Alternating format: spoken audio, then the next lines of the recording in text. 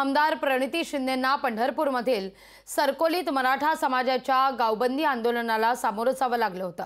त्यानंतर आमदार प्रणिती शिंदेंनी ते मराठा समाजाचे प्रतिनिधी नसून भाजपचे गुंड होते, त्यांनी माझ्यावर हल्ला करण्याचा प्रयत्न केला असा आरोप केला होता। यावरून आता भाजप आणि मराठा समाज आक्रमक झालाय।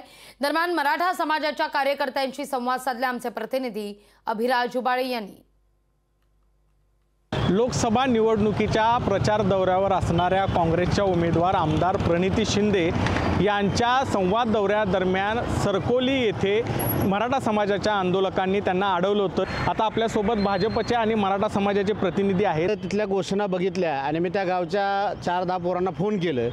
त्या प्रत्येकाचं एकच म्हणणं होतं की आम्ही स्पष्टपणे आहे, आम्ही त्यांना काय म्हणत होतो की तुम्ही जे मराठा आरक्षणासाठी काय केलंय ते तुम्ही दाखवा, त्यावेळेला आम्ही तुम्हाला गावात येऊ देतो।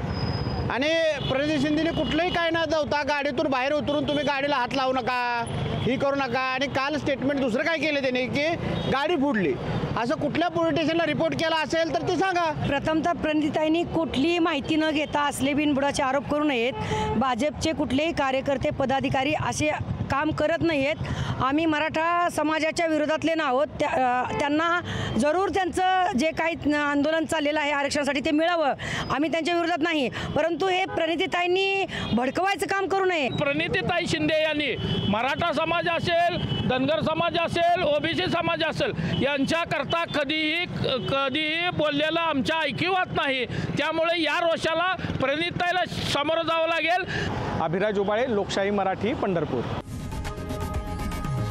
लोकशाही मराठी, ऐका, पहा, जागरूक रहा।